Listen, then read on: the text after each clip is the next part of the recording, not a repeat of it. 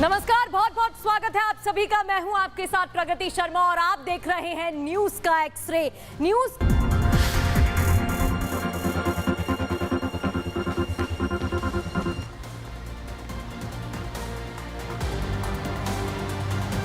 और सबसे पहले बात करेंगे रडार पर बी कंपनी की, उस बी कंपनी की जिसका बहुत बड़ा हाथ है लॉरेंस बिश्नोई की मदद करने में। वो बी कंपनी जिसमें अनमोल बिश्नोई, जो कि लॉरेंस बिश्नोई का छोटा भाई है, वो भारत से बाहर है और उसकी तलाश एजेंसियां कर रही हैं। क्या कुछ उसकी भूमिका रहती है बताएंगे आपको।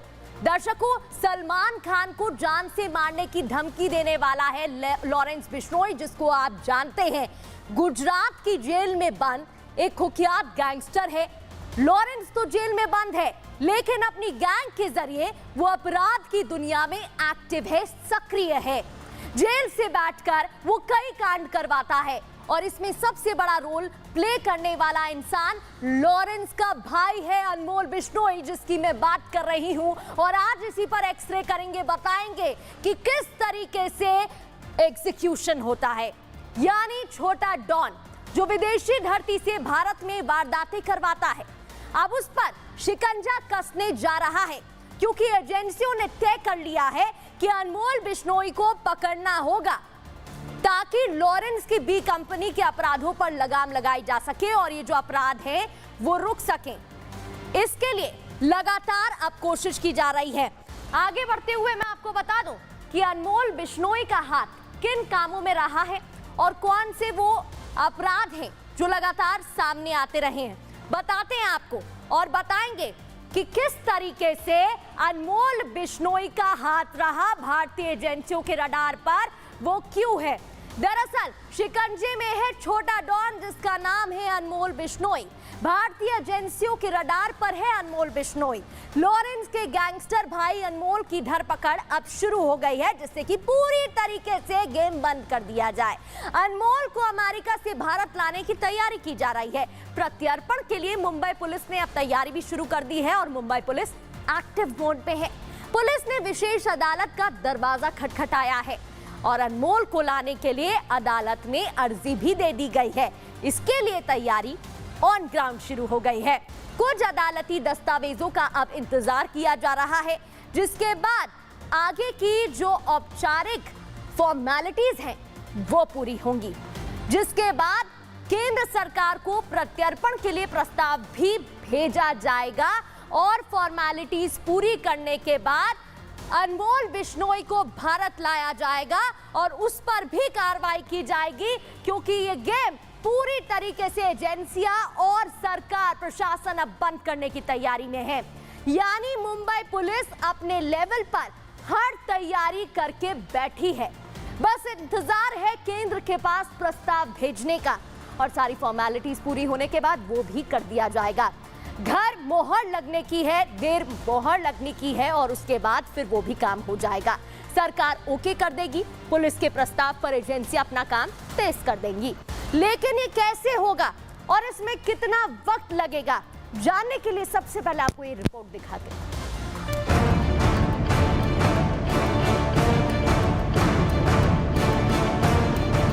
जो अमेरिका में बैठकर भारत में हत्याएं करवाता है, उसे भारतीय एजेंसियां हिंदुस्तान में सजा दिलवाएंगी। जी हां, अपराध की दुनिया में खौफ का दूसरा नाम बन चुका डॉन लॉरेंस बिश्नोई भले ही जेल में बंद हो, लेकिन उसका भाई यानी अनमोल बिश्नोई विदेशी जमीन से उसके मंसूबों को कामयाब कर रहा है। इसीलिए अनमोल बिश्नोई की गिरफ्तारी का वक्त आ चुका है। अनमोल के प्रत्यर्पण पर काम तेजी से शुरू हो चुका है। भारत आएगा लॉरेंस के भाई अनमोल बिश्नोई को भारत ने अमेरिका से लाने के लिए तैयारी शुरू कर दिया है। सलमान खान के घर की हुई बाहर फायरिंग और बाबा सिद्दीकी हत्याकांड में अनमोल बिश्नोई का नाम आने के बाद मुंबई पुलिस के क्राइम ब्रांच की टीम ने 16 अक्टूबर को टिला कोर्ट में प्रत्यार्पण के लिए अर्जी दिया था। कोर्ट ने मुंबई पुलिस का आदेश दिया कि अनमोल बिश्नोई का जो डॉक्यूमेंट है उसको तैयार किया जाए। उसके बाद मुंबई पुलिस क्राइम ब्रांच की टीम ने अनमोल बिश्नोई का जो भी डॉक्यूमेंट है, दस्तावेज है, सारे इकट्ठा करना शुरू कर दिया है। वैसे तो अनमोल बिश्नोई अक्सर अपने ठिकाने बदलता रहता है। पहले वो केन्या, फिर कनाडा में देखा गया था। अनमोल के ठिकानों में अभी बाइडेन का देश है, यानी अनमोल बिश्नोई फिलहाल अमेरिका में छिपा बैठा है, जहां से वो बी कंपनी कहलाने वाली लॉरेंस की गैंग के अपराध नेटवर्क को चलाता है। मगर भारत के कानून का डंडा अब उस पर चलने वाला है, क्योंकि कानून ने अपना काम करना तेज कर दिया है। बस कुछ वक्त का इंतजार, फिर अनमोल सलाखों के पीछे होगा। मकोका कोर्ट है, मकोका कोर्ट ने जो अप्रूवल है उस अप्रूवल को एक्सेप्ट किया है। अब ये भारत सरकार को जो फॉर्मल डॉक्यूमेंट्स हैं उसके मुताबिक मिलने के बाद उनको प्रोसेस शुरू करना पड़ेगा, और उस प्रोसेस के मुताबिक बाद जो यूएस गवर्नमेंट है वो अपनी तमाम जो फॉर्मेलिटीज हैं उनको पूरा करने के बाद एक्सट्रेडिशन को जो है मूर्त रूप दे सकती हैं। तो ये आने वाले दिनों में तय होगा। लेकिन चूंकि भारत और अमेरिका दोनों के बीच में एक संधि है, एक ट्रीटी है, इसलिए प्रत्यार्पण में बहुत ज्यादा कुछ दिक्कत नहीं आएगी। अभिनेता सलमान खान के घर फायरिंग करवाने के मामले में आरोपी अनमोल बिश्नोई को अमेरिका से लाने की प्रक्रिया तो शुरू हो गई। मुंबई पुलिस की क्राइम ब्रांच के मुताबिक महाराष्ट्र संगठित अपराध नियंत्रण अधिनियम यानी कि मकोका कोर्ट ने अनमोल की गिरफ्तारी के लिए पहले ही हरी झंडी दे दी है। मतलब अब अनमोल का बचना मुश्किल है। जल्द ही गैंगस्टर को इंडिया लाया जाएगा। तो जिस तरीके से अब तक जितनी वारदातें रही हैं, अनमोल का नाम उनमें सामने आता रहा है, अब उसका बच पाना मुश्किल है। अब आपको बताते हैं उसे भारत आखिर क्यों लाया जा रहा है। कई बड़े अपराधों में अनमोल बिश्नोई का नाम शामिल रहा।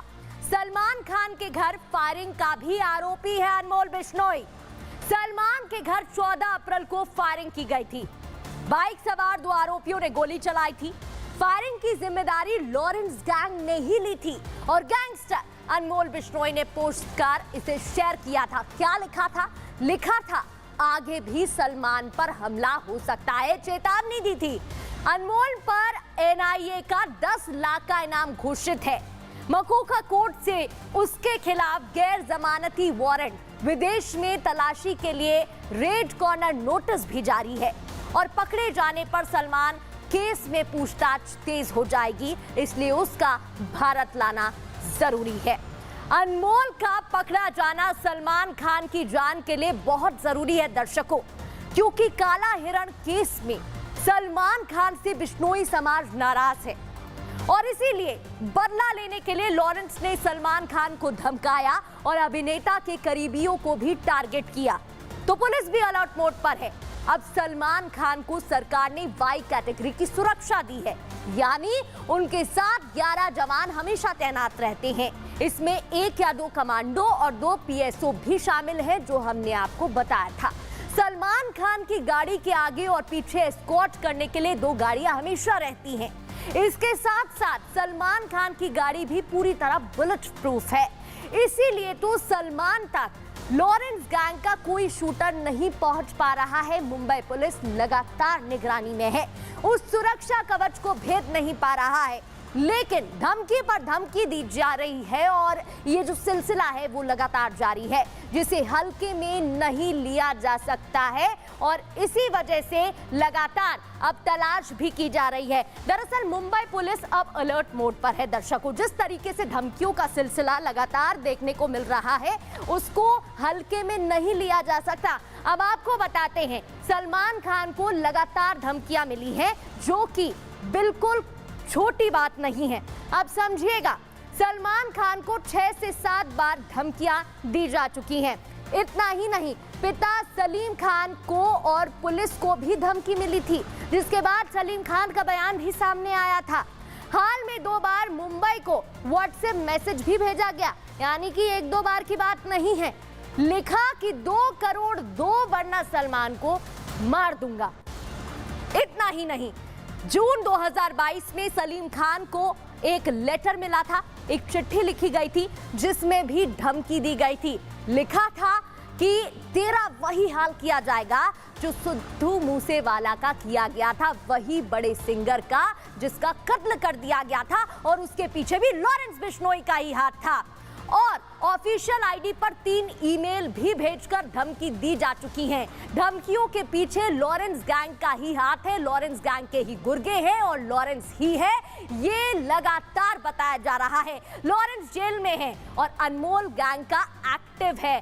एक्टिव खिलाड़ी है जो लगातार एक्टिव रहता है और अपने भाई की बात को फॉलो करता है और जेल से बाद एग्जीक्यूशन भी करता है। शुरुआत से आपको इस रिपोर्ट में समझाते हैं।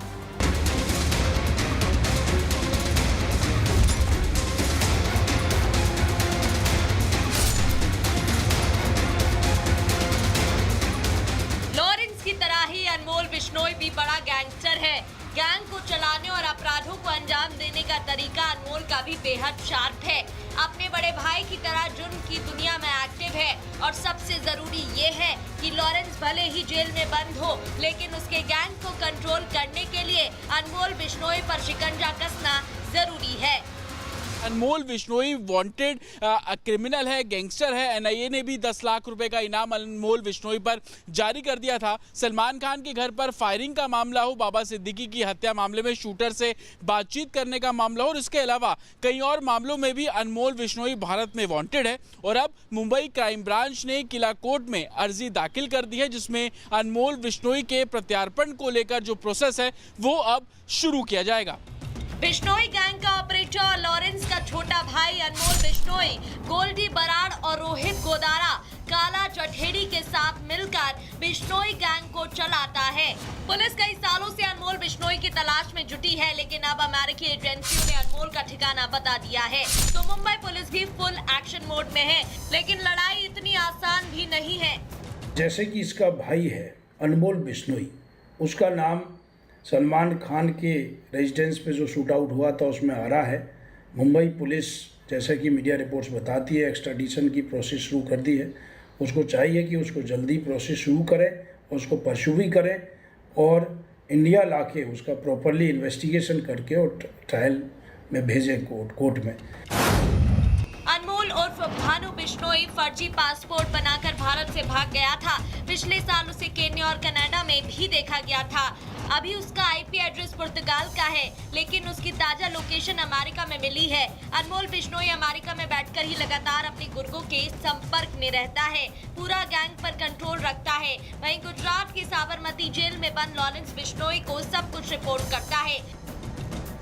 लिहाजा बिश्नोई गैंग पर शिकंजा तभी कसा जा सकता है जब अनमोल बिश्नोई भी सलाखों में कैद होगा, क्योंकि लॉरेंस का हर फैसला अनमोल के लिए ऑर्डर होता है और उसी को एग्जीक्यूट करने के लिए वो बड़े बड़े कांड करता या करवाता है। Bureau report, Republic Bharat. तो वो कौन सी बड़ी वारदातें हैं, वो कौन से बड़े कांड है जिसका जिक्र हम इस रिपोर्ट में भी कर रहे थे, आपको अब दिखाते हैं टीवी स्क्रीन पर। दरअसल अनमोल लगातार बड़े अपराधों में शामिल रहा है। 18 केस उस पर अब तक दर्ज हैं। इसके अलावा कई बड़े हत्याकांड में उसका नाम भी शामिल है। सिद्धू मूसेवाला हत्याकांड में वांटेड है।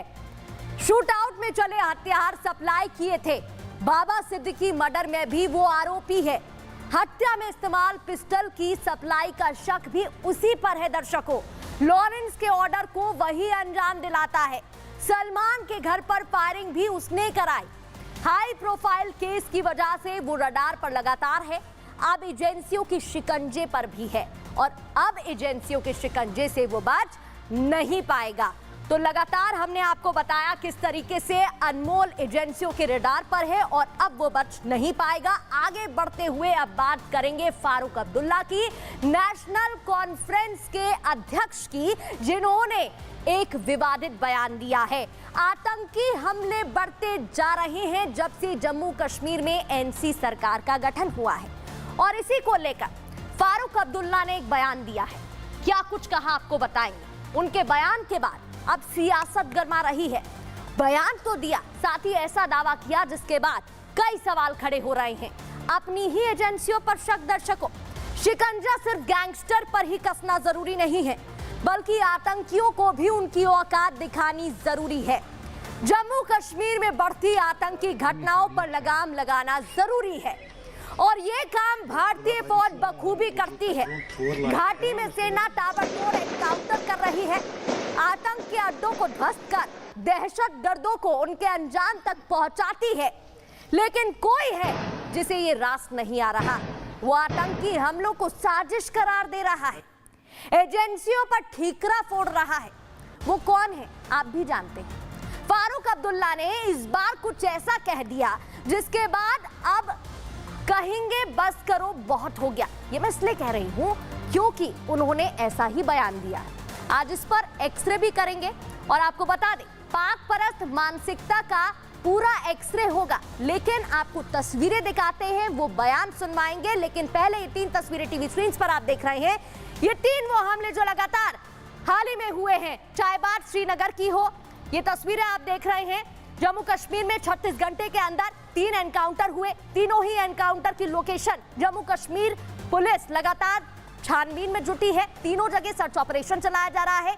श्रीनगर में खानियार और बांदीपोरा में सुरक्षा बलों और आतंकियों के बीच एनकाउंटर जारी है। खानियार में एक घर में 2 से 3 आतंकी छिपे थे, सेना ने घर को बम से उड़ा दिया। यहां गोलीबारी में 2 सीआरपीएफ के जवान और 2 पुलिसकर्मी घायल हुए। वहीं अनंतनाग में शनिवार को सुरक्षा बलों ने एनकाउंटर में 2 आतंकियों को ढेर कर दिया। इधर शागुज लारनू के जंगलों की बात करें तो वहां सुरक्षा बलों और आतंकियों के बीच लगातार एनकाउंटर की खबरें जारी हैं। बांदीपोरा में आतंकी और सेना आमने सामने आ गए। शुक्रवार रात को बड़गाम में आतंकियों ने गैर कश्मीरियों पर हमला किया। ये तस्वीरें आप देख रहे हैं, हाल ही की घटनाएं लगातार सामने आ रही हैं।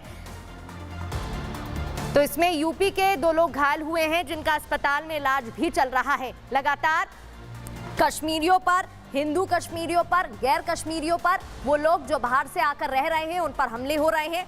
जो आतंकी हमारे देश में आतंक फैलाना चाहते हैं, जो आतंकी जम्मू कश्मीर की फिजा में जहर घोलने का काम कर रहे हैं, जिन्हें घाटी की शांति रास नहीं आ रही है, वो हमले कर रहे हैं। तो ऐसे आतंकियों को भारतीय सेना जहन्नुम पहुंचाने में लगी है दर्शकों। लेकिन हमेशा की तरह नेशनल कॉन्फ्रेंस के अध्यक्ष फारूक अब्दुल्ला ने आतंकियों की ढाल बनकर एक बयान दिया। खड़े नजर आ रहे हैं जब हमारे जाबाज जवान अपनी जान पर खेलकर आतंकियों को मार रहे हैं, तो फारूक अब्दुल्ला क्या कह रहे हैं? फारूक अब्दुल्ला को ये पच नहीं रहा है, तभी तो उनका बयान सामने आया। वो ना सिर्फ विवादित है बल्कि नेशनल सिक्योरिटी के लिए खतरनाक भी है। आपको बता दें क्या बयान दिया गया है, ये भी आपको बताएंगे। उन्होंने अपनी ही एजेंसियों पर शक जताया है। लगातार हमले बढ़ते जा रहे हैं, जिसके बाद क्या बयान उनका सामने आया बताते हैं आपको। एजेंसी पर शक, एनसी अध्यक्ष फारूक अब्दुल्ला का ये बयान। आतंकियों को जान से मत मारो, फारूक अब्दुल्ला ने कहा। मारने के बजाय आतंकियों को अरेस्ट करो, उन्होंने कहा, ताकि आतंकियों से ये पता लगाया जा सके कि इधर उमर सरकार को अस्थिर करने की साजिश रची जा रही है क्या। ये सवाल पूछा है। आतंकी हमलों के पीछे कोई एजेंसी तो नहीं है, ये सवाल पूछा है। यानी फारूक अब्दुल्ला को लगता है एजेंसी हमले करवा रही है, अपनी ही एजेंसियों पर शक कर रहे हैं। जवानों की शहादत के पीछे एजेंसियों पर शक हो रहा है। वो जवान जो लगातार सरहद पर जुटे रहते हैं हमारी सुरक्षा के लिए, उन्हें चिंता उनकी नहीं है, उन्हें चिंता अपनी सरकार की है। रिपोर्ट देखिए। एजेंसी तो पीछे नहीं है जो उमर अब्दुल्ला को डिस्टेबलाइज करना चाहती। इस बात को जरा ध्यान से सुन लीजिए। हाँ, ये सब एक क्राइसिस पैदा करने की कोशिश कर रहे हैं। एक एक शब्द पर अच्छे से गौर कर लीजिए। कोई ऐसी एजेंसी तो पीछे नहीं है जो उमर अब्दुल्ला को डिस्टेबलाइज करना चाहती। सोचिए, हिंदुस्तान की संसद में बैठने वाला एक सांसद ही अपने देश की एजेंसियों पर शक कर रहा है। अपने जवानों की शहादत का जिम्मेदार अपनों को ही बता रहा है। फारूक अब्दुल्ला अब तक तो पाकिस्तान परस्त बयान देते आए हैं। आतंकियों के प्रति उनका सॉफ्ट कॉर्नर भी कोई नहीं भूला, मगर इस बार तो हद ही कर दी। अगर वो पकड़े गए ना जो ये कर रहे हैं, पता लगेगा कौन कर रहा है। मारना नहीं चाहिए उनको पकड़ना चाहिए। कोई ऐसी एजेंसी तो पीछे नहीं है जो उमर अब्दुल्ला को डिस्टेबलाइज करना चाहती है, डिस्टेबलाइज करने की कोशिश कर रहे हैं। नहीं तो क्यों नहीं पहले हो रहा था, आज क्यों, क्या वजह है? ये सब एक क्राइसिस पैदा करने की कोशिश कर रहे हैं। ये शख्स सिर्फ एक सांसद नहीं है, सिर्फ एक पार्टी के अध्यक्ष नहीं है, बल्कि एक मुख्यमंत्री के पिता और खुद पूर्व मुख्यमंत्री हैं। लेकिन अपने देश की सेना के काम को सवालों के कटघरे में रख रहे हैं। क्या सिर्फ इसलिए कि अब उनकी पार्टी की जम्मू कश्मीर में सरकार है? उनके बेटे उमर मुख्यमंत्री हैं, तो उनको परवाह उनकी सरकार की है, इस बात की नहीं कि हमले हो रहे हैं, अपने लोग मारे जा रहे हैं, बल्कि परवाह तो पाकिस्तान की होने लगी है। नहीं, मैं इस बात में ये कहूँगा कि इस पर तहकीकात होनी चाहिए। हो कैसे रहा है? आतंकी पालने वाला पाकिस्तान खुद अपनी हरकतों को कबूल करता है कि बार बार आतंकियों से पाकिस्तान के समान हथियार मिले, लेकिन फारूक अब्दुल्ला चाहते हैं कि पाकिस्तान को दोष ना दें। अब्दुल्ला साहब, भारत की सेना आतंकियों को ठोकेगी भी और जरूरत पड़ी तो पाकिस्तान में घुसकर मारेगी भी। Bureau report, Republic Bharat. तो आतंकियों पर एक्शन से फारूक अब्दुल्ला को तकलीफ हो रही है। वो क्या चाहते हैं कि उन्हें पकड़कर जेल में रखा जाए, वहां उनकी खातिरदारी हो, बिरयानी खिलाई जाए। लेकिन ये नया भारत है, यहाँ दहशतगर्दों पर धड़ाधड़ गोलियां चलती हैं, ईंट का जवाब पत्थर से दिया जाता है, आतंकियों पर कोई रहम नहीं खाता है। तभी तो बीजेपी ने भी आतंकी हमलों और फारूक के बयान पर करारा प्रहार किया है। क्या प्रतिक्रिया है, सुनिए। ये तो आप जानते हैं कि पहले कितनी आतंकवादी वारदातें होती थी, अब तो बहुत ये कहा जाए कि अब पहले के कंपैरिजन में बहुत ही नगण्य हुई हैं और हमारी सिक्योरिटी फोर्सेस पूरी तरह से सजग हैं और ऐसी परिस्थितियां वहां पर पैदा होंगी कि फिर आतंकवादी वारदातें पूरी तरह से वहां से समाप्त होंगी और जम्मू कश्मीर का तेजी से डेवलपमेंट भी होगा। यदि फारूक अब्दुल्ला साहब को ऐसा कुछ लग रहा है तो अब उनकी पार्टी अपोजिशन में नहीं है, अब वो सत्ता में है। उन्हें इस प्रकार के कोई भी तथ्य यदि उनकी जानकारी में आए हैं, इनपुट आए हैं, तो उन्हें साझा करना चाहिए। और रही बात उनकी सरकार को अस्थिर करने की, तो अब उन्हें यह समझना चाहिए कि ये वही ताकतें तो नहीं हैं जिनसे कभी आप सत्ता में आने के लिए गलबहियां करते थे। परोक्ष रूप से आज उन्हीं ताकतों का आपको सामना करना पड़ रहा हो। ये तो सरकारों में रहे हैं, इनको इस बात को समझना चाहिए। बेतुके बयान देना अच्छी बात नहीं है। आप मिलिटेंट्स के प्रति इतना प्रेम रखोगे तो फिर ऐसा संभव नहीं है। भारत की एजेंसियां जिस प्रकार से काम कर रही हैं उन पर विश्वास है, हमें अपने सुरक्षा बलों पर विश्वास है। तभी ये जो आज वातावरण बना है, बेहतर हुआ है, उन्हीं की एक मेहनत लगन का परिणाम। और आखिर आपको ये भी बता दें कि सिर्फ फारूक अब्दुल्ला ही नहीं है जो इस तरीके के बयान दे रहे हैं, बल्कि और भी कई ऐसे लोग हैं जिनके बयान सामने आए हैं। कुछ ऐसे ही बयान हैं। दरअसल सबसे पहले बात कर दें, दहशतगर्दों से हमदर्दी सिर्फ फारूक अब्दुल्ला को नहीं है। रुहुल्ला मेहदी जो कि एनसी के सांसद हैं, उन्होंने क्या कहा आपको बता देते हैं। उन्होंने कहा कि चुनावों के तुरंत बाद हमलों में तेजी कैसे आई, उन्होंने भी शक और सवाल खड़ा किया। हमलों के लिए केंद्र की बीजेपी सरकार जिम्मेदार है, केंद्र को जिम्मेदार बता दिया। हमलावरों को पकड़कर न्याय की कटघरे में लाया जाए, ये कहना है अल्ताफ बुखारी का, जो कि अध्यक्ष है आम पार्टी के, उनका भी यही कहना है। इसके अलावा तारिक कर्रा की बात करें तो तारिक हमीद कर्रा का भी इसी तरीके से बयान सामने आया। उन्होंने कहा शर्मनाक और कायरतापूर्वक ये हरकत है, इस पर जरूर एक्शन होना चाहिए। उनकी तरफ से भी ये बयान सामने आ गया है।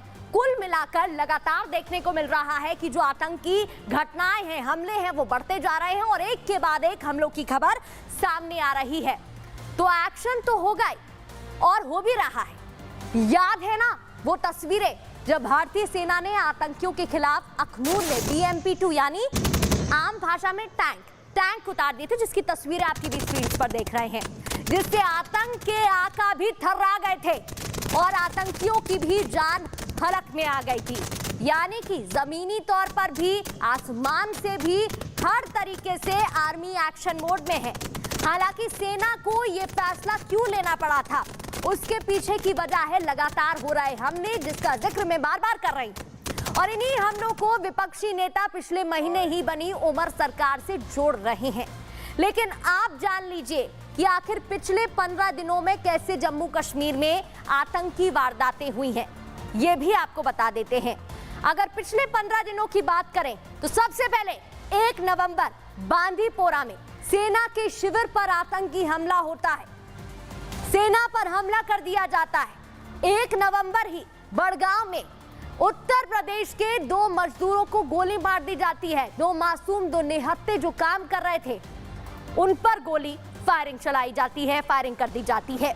28 अक्टूबर को अखनूर में सेना के काफिले पर हमला बोला जाता है और इस हमले में 3 आतंकी ढेर भी हुए, जिसके बाद 24 अक्टूबर की बात करें तो गुलमर्ग में 2 जवान शहीद हुए थे। इसके अलावा 24 अक्टूबर की बात करें तो त्राल आतंकियों ने शख्स की गोली मारकर हत्या कर दी थी। 20 अक्टूबर पर नजर डालें तो गांदरबल में आतंकी हमला, सुरंग बना रहे 6 मजदूर, त्योहार का दिन था, इसमें एक डॉक्टर भी शामिल है जिनकी हत्या कर दी गई। 17 अक्टूबर शोपिया में बिहार के मजदूर की हत्या कर दी गई। तो ये सिलसिला लगातार देखने को मिल रहा है दर्शकों। पाकिस्तान के पाले हुए ये आतंकी और पाकिस्तान से इशारा पाने वाले आतंकी हमारे देश में हमला कर रहे हैं और हम चुप बैठे रहे। क्यों? फारूक अब्दुल्ला जैसे लोग क्या ये चाहते हैं कि ना हमारी सेना उनको मारे और ना पाकिस्तान को जिम्मेदार ठहराए, बल्कि हम बस बैठे रहें? ऐसा नहीं होगा। लेकिन फारूक का इतना पाकिस्तान प्रेम क्यों जागता है बार बार, ये बड़ा सवाल है। ये कोई पहली बार नहीं है, अक्सर वो ऐसे बयान देते हैं। सुनिए उनके इसी साल दिए गए कुछ पुराने बयान। पाकिस्तान क्या करता है, ये क्या करते हैं। चीन से ये बात कर सकते हैं जो हमारे 2000 किलोमीटर जमीन पे काबिज है और आगे चल रहा है। उनसे बात कर सकते हैं 20 दफा, यहाँ क्यों नहीं बात कर सकते? क्या वजह? किसी तरीके से तो इसका हल निकालना है। कब तक हम आतंकवाद में रहेंगे, कब तक? देखिए, जम्मू कश्मीर तब तक नहीं सीख होगा जब तक हमारे 2 मुल्क जो बड़े हैं इनमें वो सोच ना आए कि जंग अब रास्ता नहीं है, रास्ता बातचीत का है। मुझे तो बातचीत की बात करता हूं तो कहते हैं ये पाकिस्तानी है।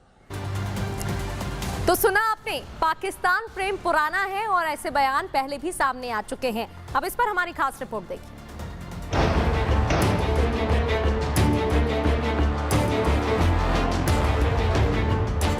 जिसे पाकिस्तान की वकालत जितनी करनी है कर ले, जिसे आतंकियों से जितनी हमदर्दी रखनी हो रख ले, लेकिन सेना किसी आतंकी को छोड़ेगी नहीं। हिंद के जवान माथे पर कफन बांध कर निकलते हैं, चाहे जो हो जाए। भारत माँ की तरफ आग उठाने वालों को मिट्टी में मिला देंगे। जो भारत माँ का आंचल रक्त रंजित करेगा उसका वही हश्र होगा जो अनंतनाग में 2 आतंकियों का हुआ है। ऐसा ही अंजाम श्रीनगर में भी हुआ है, जहां आतंकियों ने दहशत फैलाने की कोशिश की तो सेना ने मार गिराया। उसका शव भी बरामद कर लिया है। घटनास्थल से आतंकी की बॉडी और गोला बारूद बरामद किए गए हैं। दरअसल श्रीनगर के खानियार में एक घर में 2 से 3 आतंकी छिपे थे तो सेना ने घर को ही बम से उड़ा दिया, जिसके बाद आग की लपटें उठने लगी। आतंकवादी जो है इसमें छुपा हुआ था इस मकान में, और उसको ढेर करने के लिए जम्मू कश्मीर पुलिस और साथ साथ सीआरपीएफ पूरी की पूरी कोशिश कर रही है। वहीं फायर सर्विस को बुलाया गया है। 4 से 5 गाड़ियां करीब अभी तक यहां पहुंच चुकी है। साथ साथ जो एक्सटर्नल कॉर्डन है अभी भी इंटैक्ट है और इंटरनल कॉर्डन भी बना हुआ है। और जो इस मकान जो टारगेटेड हाउस है उसके इर्द गिर्द जितने भी मकान है और उसमें जो स्थायी लोग हैं उन सबको इवैक्यूएट कर दिया गया ताकि सिविलियन का कोई क्या कोलेटरल डैमेज या सिविलियन की कोई कैजुअलिटी या इंजरी ना हो। श्रीनगर हो या अनंतनाग, आतंकियों का वही हश्र होगा जिसके वो लायक हैं। जम्मू कश्मीर में भले ही सियासत करने वाले अपनी राजनीतिक रोटियां सेकने के लिए कुछ भी कहे, मगर मोदी की ओर से सेना को पूरी छूट है। आतंकी जहां दिखे बस ठोक दो। Bureau report, Republic Bharat. दर्शकों, जब इलाज आतंकियों का हो रहा है तो इलाज घुसपैठियों का भी होना चाहिए। अगली खबर की ओर बढ़ते हैं और अब आपको बता दें, ये हम इसलिए कह रहे हैं क्योंकि ये आपका हक मार रहे हैं। आपके पेट का खाना, आपके हिस्से की रोटी, आपका रोजगार, आपकी जमीन घुसपैठियों के कब्जे में जा रही है। और इसको लेकर सबसे ज्यादा गुस्सा दिख रहा है झारखंड में, जहां चुनावी सियासत ही इस बार बांग्लादेशी घुसपैठियों पर आ गई है। असम के सीएम हिमंता इस घुसपैठ विरोधी मुहिम को लीड कर रहे हैं। झारखंड बीजेपी के सह प्रभारी होने के नाते हिमंता ने जो घुसपैठियों के खिलाफ ऐलाने जंग किया है उसमें पहले निशिकांत दुबे साथ आए और अब तो सीएम हेमंत सोरेन की सबसे ज्यादा मुश्किलें बढ़ने वाली हैं, क्योंकि कभी उनके साथी रहे और पूर्व सीएम चंपई सोरेन ने भी झारखंड में अवैध बांग्लादेशियों को लेकर दावा किया है और अवैध बांग्लादेशी आकर रह रहे हैं कहा है। उसका भांडाफोड़ कर दिया गया है। बांग्लादेशी घुसपैठ पर सबसे बड़ा खुलासा किया है। पूर्व सीएम चंपई सोरेन का क्या बड़ा बयान है। उन्होंने कहा झारखंड में धर्मांतरण बढ़ता जा रहा है, गांव पर कब्जा करते जा रहे हैं बांग्लादेशी। संथाल परगना की बात की है, जहां घुसपैठी सबसे ज्यादा बस रहे हैं। उन्होंने ये जानकारी दी है। संथाल के 10 से ज्यादा गांव को कब्जा कर लिया गया है। जहां कभी 100 से 150 आदिवासी परिवार रहते थे, वहां अब एक भी आदिवासी परिवार नहीं रहता। दर्शकों, चुनाव जीते तो घुसपैठियों से जमीनें वापस लेंगे, ये बड़ा दावा, बड़ा बयान चंपई सोरेन ने दिया है। झारखंड के आदिवासियों की जमीन पर कब्जा करके बैठे हैं घुसपैठी। और क्या अब ये निकलने वाले हैं, क्योंकि ये ऐलान तो बीजेपी कर रही है, इसके लिए उसे चुनाव भी जीतना होगा। चंपई सोरेन खुद मुख्यमंत्री रहे हैं और मौजूदा सत्तारूढ़ जेएमएम के बड़े नेता रहे हैं। ऐसे में सरकारी आंकड़ों और अंदर की खबर से भली भांति वो जानते हैं, वाकिफ हैं कि अंदर क्या हो रहा है, क्या चल रहा है, इसलिए तो इतना बड़ा दावा कर रहे हैं। लेकिन चंपई ही नहीं, हिमंता ने तो नंबर देकर बता दिया है कि झारखंड के संथाल परगना में आखिर हो क्या रहा है और हिंदू आबादी घटती जा रही है, और आखिर घटी है तो कितनी घटी है, अब ये भी टीवी स्क्रीन पर आपको दिखाते हैं। सबसे पहले मुस्लिम जनसंख्या की बात करेंगे। देखिए 1951 में 10%, प्रेजेंट ईयर 2024 में 40%।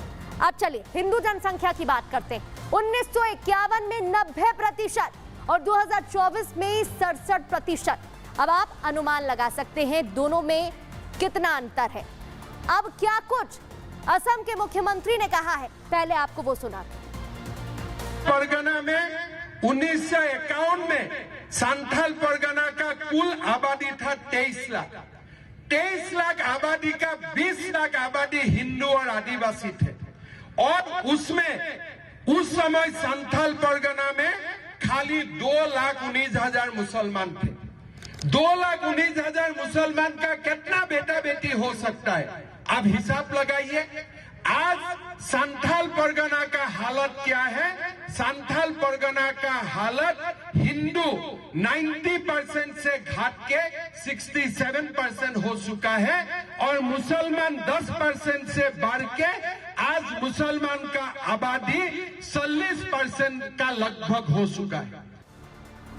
और डेमोग्राफिक चेंज की बात हेमंत सरकार भी जानती है, सोरेन सरकार भी इसे मानती है। रिपोर्ट देखिए।